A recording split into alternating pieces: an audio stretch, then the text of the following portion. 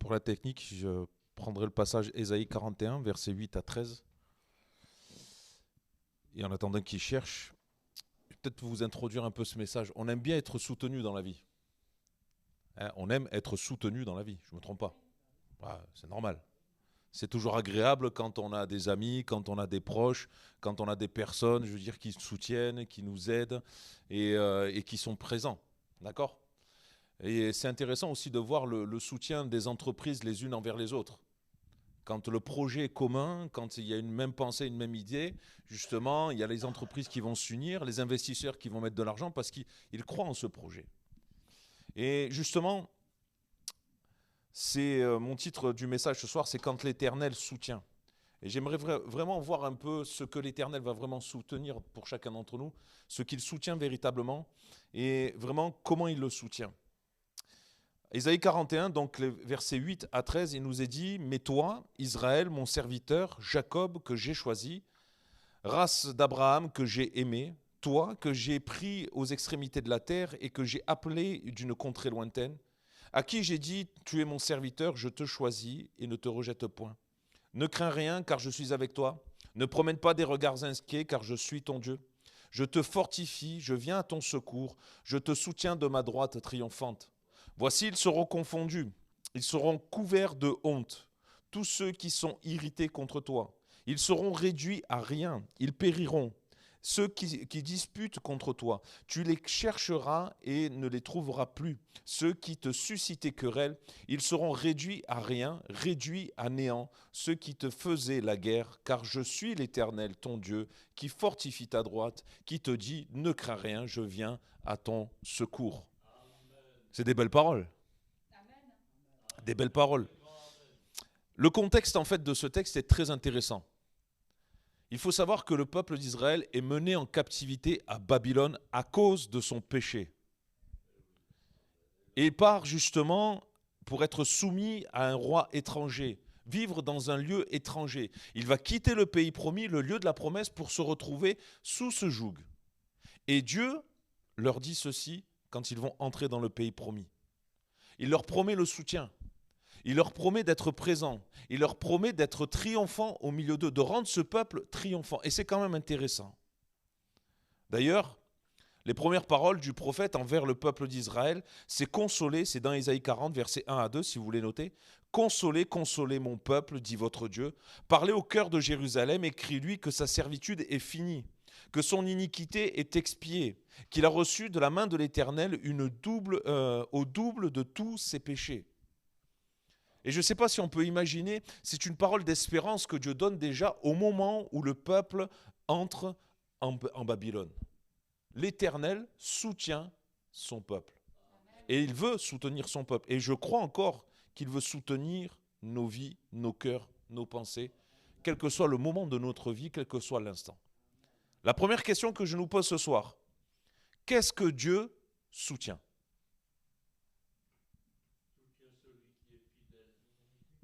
Et si je vous dis que c'était faux ? Eh bien, c'est non. Non. Ah, j'aime bien vous poser des questions comme ça fait réfléchir.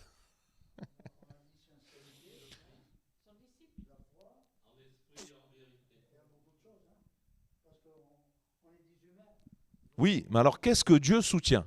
Qu'est-ce que Dieu soutient ? On a lu, c'est vrai, des belles paroles, mais toi, serviteur Jacob, que j'ai choisi, race d'Abraham, toutes ces choses-là, et toutes ces choses sont vraies. Et j'ai dit, Dieu veut accompagner son peuple, il veut soutenir son peuple dans ces moments-là.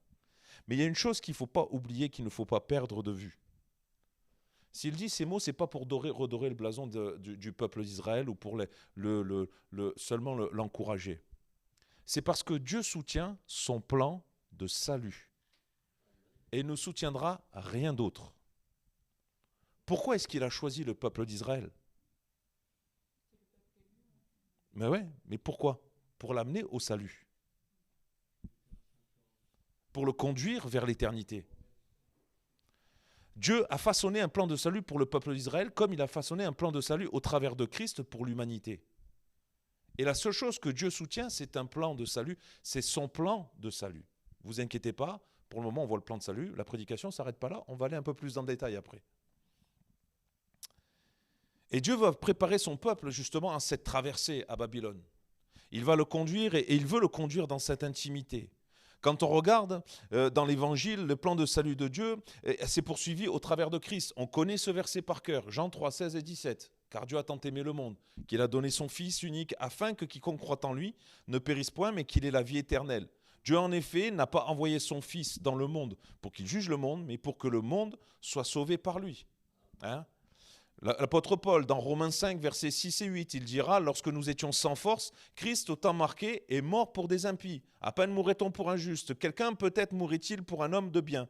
Mais Dieu prouve son amour envers nous en ce que lorsque nous étions encore pécheurs, Christ est mort pour nous. » Et Dieu ne soutient pas autre chose que son plan de salut. Dieu ne soutient pas autre chose que son plan de salut. Son plan de salut ne se limite pas seulement, c'est vrai, aujourd'hui au peuple d'Israël. Il concerne tous et toutes aujourd'hui. Si Dieu a donné Christ, ce n'est pas pour justement que quelques personnes, c'est pour que quiconque croit en lui ait la vie éternelle. Et Dieu veut prouver son amour, Dieu veut le manifester. Et c'est ce plan de salut qu'il veut révéler au cœur de l'homme. Et encore aujourd'hui, même l'envoi dans l'Évangile, dans l'annonce de l'Évangile, c'est pour soutenir son plan de salut. Alors du coup, si Dieu soutient seulement son plan de salut, c'est ce que Dieu soutient, qui Dieu soutient dans son plan de salut. Et on l'a lu. Mais toi, Israël, mon serviteur, Jacob, que j'ai choisi, race d'Abraham, que j'ai aimé, que j'ai pris aux extrémités de la terre et que j'ai appelé d'une contrée lointaine, à qui j'ai dit, tu es mon serviteur, je te choisis et ne te rejette point. Les 2 premiers versets, et ne te rejette point. Dieu soutient son serviteur dans ce plan de salut. Dieu s'est engagé envers le peuple d'Israël. Mon peuple que j'ai choisi. Ce n'est pas le peuple qui a choisi Dieu, c'est Dieu qui a choisi un peuple. Et je crois encore aujourd'hui que Dieu se révèle à nos cœurs, à nos pensées, que c'est une grâce qu'il nous fait par son Fils Jésus-Christ. Et il nous a choisis.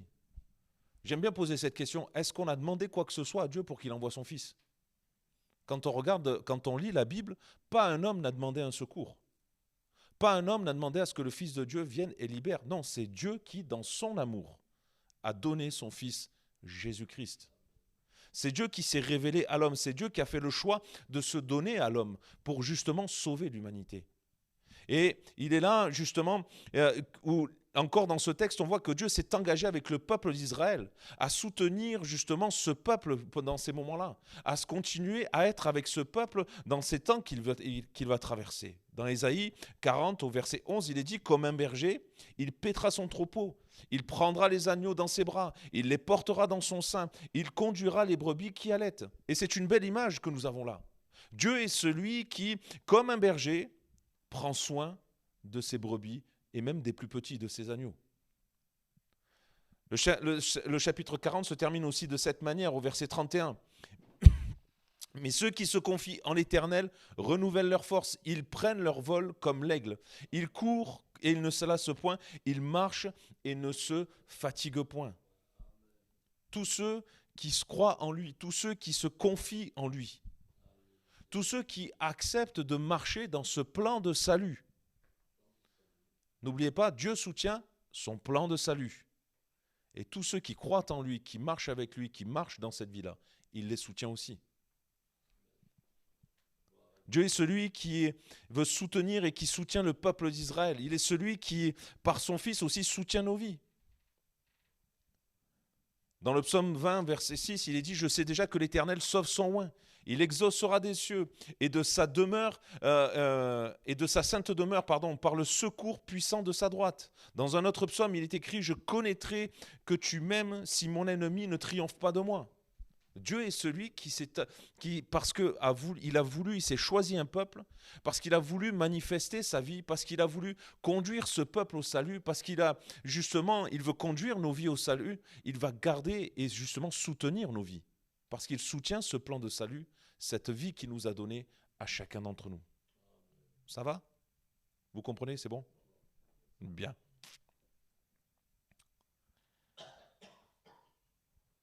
Pierre dira dans sa première épître, « Le Dieu de toute grâce que vous avez appelé en Jésus-Christ à sa gloire éternelle, après que vous aurez souffert un peu de temps, vous perfectionnera lui-même, vous affermira, vous fortifiera, vous rendra inébranlable. » Et quelle grâce!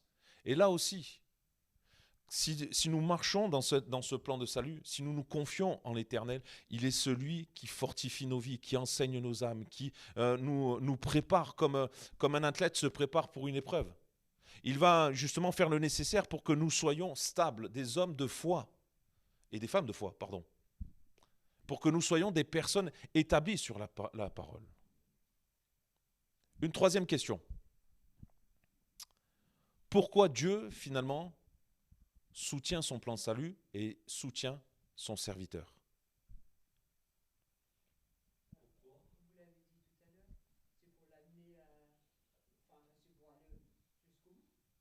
Ouais, mais pas que.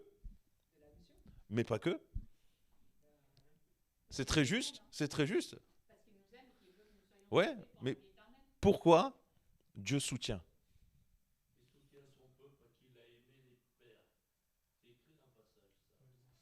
Mais pourquoi? Comme l'a dit la sœur, pour que justement, il nous conduit jusqu'au salut, déjà pour nous-mêmes, pour le peuple, pour nous. Dieu veut conduire son peuple jusque dans l'éternité. Il veut conduire chacune de nos vies jusque dans l'éternité. Mais aussi, il veut se révéler aux nations. Au travers de son peuple, au travers de nos vies, il veut se révéler aux nations. Ce témoignage ne s'adresse pas seulement au peuple d'Israël, mais il est aussi adressé aux nations. Il est adressé au monde qui nous entoure, aux personnes qui ne connaissent pas encore Christ, qui ne connaissent pas le Seigneur. Le témoignage, la volonté de Dieu dans ses manifestations, dans son action, même que ce soit aujourd'hui dans nos vies ou par le passé au travers du peuple d'Israël, n'a pas servi seulement le peuple d'Israël, mais a servi de témoignage aux yeux des nations. Regardez, par exemple, justement, quand Nebuchadnezzar va jeter Daniel et ses compagnons dans la fosse. Nebuchadnezzar, quand il va les sortir, il n'y aura même pas l'odeur du feu sur eux. Il va dire, c'est l'Éternel qui est Dieu, c'est l'Éternel qui est Dieu.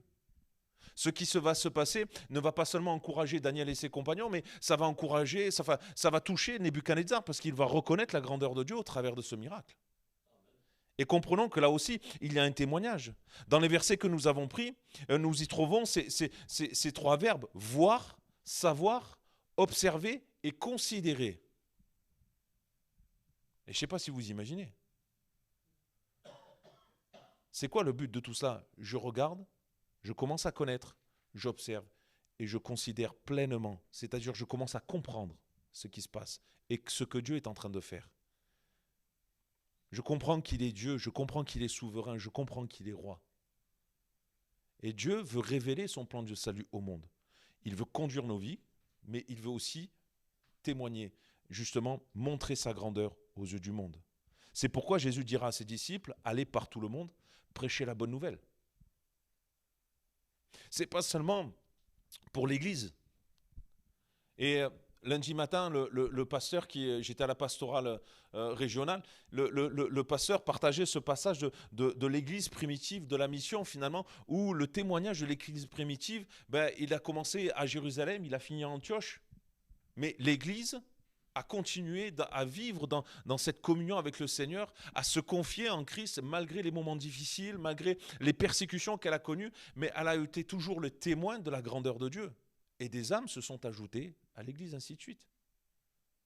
Regardez l'apôtre Paul. Il a embrassé ce plan de salut que Dieu a manifesté en Jésus-Christ. Je n'ai pas d'autre prédication que Christ et Christ crucifié. Il n'avait que je ne dirais pas ce mot à la bouche, mais il n'avait que cette ambition-là. Et c'est pour ça qu'il est allé, qu'il a voyagé, c'est ce qui l'a poussé à aller faire ses voyages au travers de ces différents pays et montrer l'évangile, parler de Christ, pour que le témoignage se répande pas seulement au milieu des Juifs, mais sur toute la terre. Alors, dernière question, et après, je ne vous embête plus. Comment être soutenu.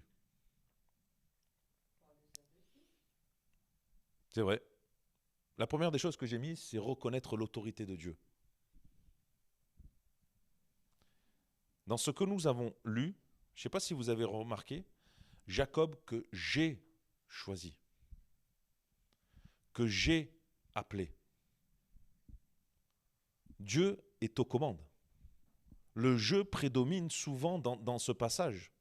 Et c'est Dieu qui parle. C'est Dieu qui conduit. C'est Dieu qui agit. Dieu montre au peuple d'Israël son autorité, sa souveraineté.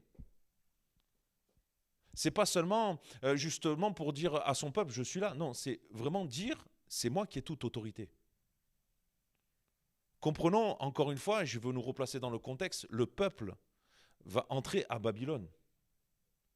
Il va être conduit à cause de son péché. Et c'est Dieu qui le conduit dans cette situation-là. Mais il n'est pas loin. Il demeure avec son peuple. Il veille sur son peuple. C'est pour ça qu'il donne cette promesse. Et on a ce rappel dans Jérémie 30, verset 22, « Vous serez mon peuple, je serai votre Dieu. Je suis celui qui va vous conduire.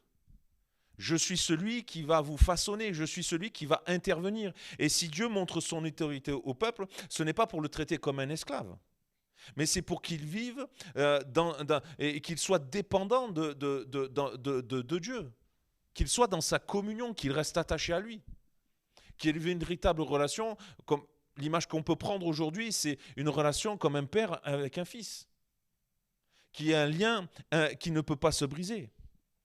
L'apôtre Paul va écrire aux Romains, dans Romains 11, 36, c'est de lui, par lui et pour lui que sont toutes choses. À lui soit la gloire au siècle des siècles.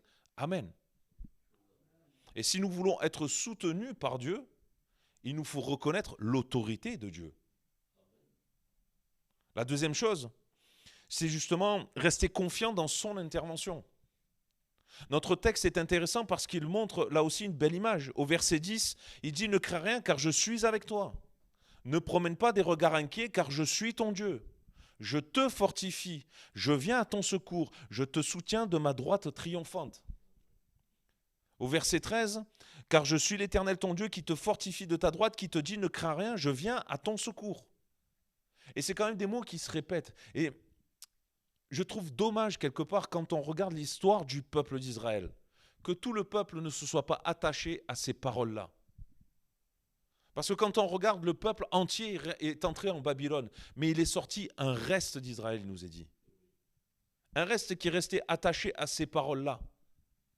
Un reste qui est resté attaché à la grandeur de Dieu, confiant dans son intervention. Dieu est celui qui nous équipe. 41, verset 15 d'Ésaïe, toujours. « Voici, je fais de toi un traîneau aigu, tout neuf, garni de pointes. Tu écraseras, tu boiras les montagnes, tu rendras les collines semblables à de la balle. » L'image est peut-être pour nous un non-sens. Mais ça contraste avec ce que Dieu, justement, va dire avec le vermisseau du départ. Mais c'est un peuple à qui Dieu donne de la force. Un traîneau aigu, c'est un peu comme une moissonneuse qui va passer. Comme les lames de la moissonneuse de vent, là, qui passe et qui va justement tout enlever, qui va arracher tous les épis. Et quand il parle, tu boiras les montagnes. En fait, rien ne pourra t'arrêter parce que je suis avec toi. Parce que je suis celui qui t'équipe. Et Dieu donne à son peuple de la force pour vaincre ses ennemis. Et pas pour les vaincre spécialement, je dirais, en combattant. Hein. Pour le coup, c'était vaincre en gardant l'espérance, en restant attaché à lui, pour traverser ces 70 années, justement, au travers de Babylone. Cela me fait penser aussi à ce que l'apôtre Paul disait dans Éphésiens 6, versets 11 et 12. « Revêtez-vous de toutes les armes de Dieu afin de pouvoir tenir ferme contre les ruses du diable. Car nous n'avons pas lutté contre la chair et le sang, mais contre toutes les dominations, contre les autorités, contre les princes de ce monde de ténèbres, contre les esprits méchants dans les lieux célestes. Revêtez-vous de toutes les armes de Dieu. » Je ne sais pas si vous vous imaginez, c'est comme si Dieu mettait à notre disposition toute une armure. Et parfois on se dit, allez, on va combattre, mais on prend juste l'épée et on y va. On oublie le reste, le casque, la cuirasse, le bouclier, on le laisse de côté. On se dit, oh, c'est trop lourd. Non, Dieu a pourvu et Dieu pourvoit pour que nous puissions tenir justement. Dieu est celui qui donne la victoire. Notre texte compare les nations ennemies qui sont puissantes et fières, des montagnes à des collines. Et Israël les vaincra. Israël les déchirera. Et quand on regarde l'histoire justement de Babylone, quand on compare ce texte, quand on regarde, Cyrus a vaincu, c'est vrai, cette nation, mais aujourd'hui, Babylone n'est plus. Elle n'existe plus. Et même dans l'histoire, vous pourrez regarder l'histoire, justement, ça a été une défaite, mais totale. La ville a été complètement détruite. Dieu donne la victoire. Et on peut faire référence justement à d'autres situations du peuple d'Israël où à la fois le peuple a dû combattre, mais où aussi Dieu a combattu. Mais à chaque fois qu'il a été victorieux, on peut constater qu'une seule chose, Dieu était aux commandes. Dieu a conduit son peuple. Dieu a accordé la victoire à son peuple. Et le plus souvent, quand ils ont été vaincus, c'est qu'ils ont désobéi à Dieu, c'est qu'ils ne se sont pas tournés vers Dieu, c'est qu'ils n'ont pas cherché la face de Dieu. Léon Tolstoï va écrire justement dans un journal en 2015, parlant justement de la chute de Babylone, et il dira « Un juif est un symbole de l'éternité. La nation qui ne combat, ni torture ne pourrait être exterminée. La nation que ni le feu, ni le passage des civilisations n'ont été en mesure d'effacer de la surface de la terre.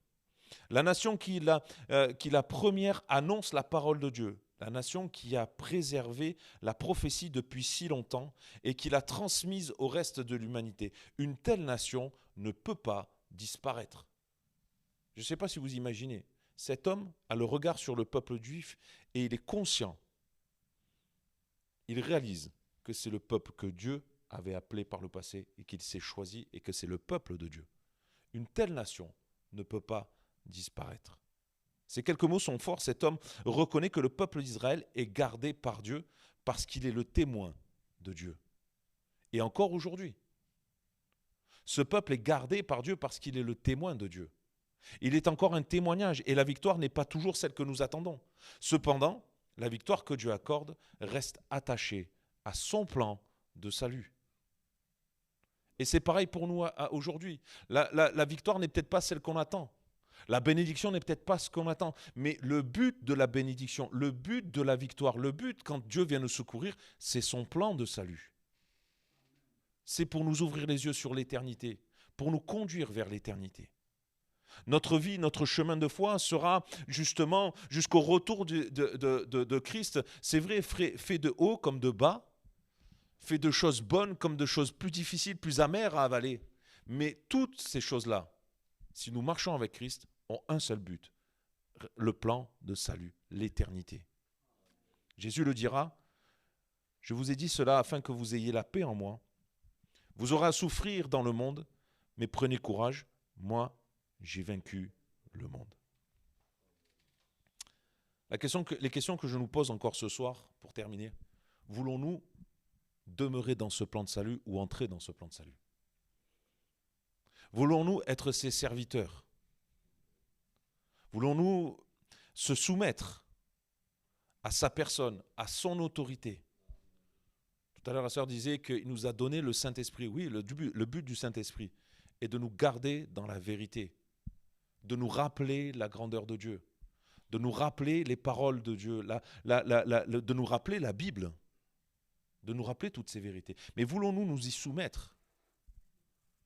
Et voulons-nous le garder? Voulons-nous être secourus par l'Éternel? Si nous répondons oui à toutes ces réalités-là, sachez une chose, la seule conduite que l'on aura, le seul chemin que l'on prendra, c'est celui du salut, et du salut éternel qui est en Jésus-Christ aujourd'hui. C'est ça que Dieu soutient. S'il a créé l'Église, s'il a conduit nos cœurs et nos vies jusqu'ici, c'est pour le salut et le salut éternel. Ce n'est pas pour satisfaire nos vies et nos âmes ici-bas, mais c'est pour que nous soyons avec lui dans l'éternité. Amen. Nous voulons te louer, te bénir encore, Seigneur, pour ces temps, ces moments. Nous voulons te dire merci pour la grâce que nous avons de t'avoir pour Père. Merci d'être celui qui veille sur nos âmes, sur nos cœurs et nos pensées.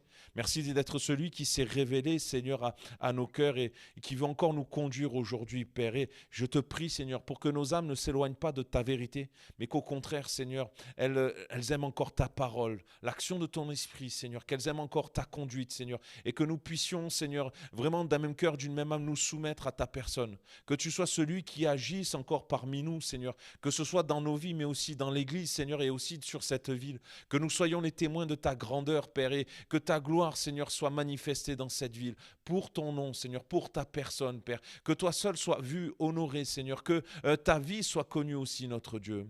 Amen. Amen. Amen.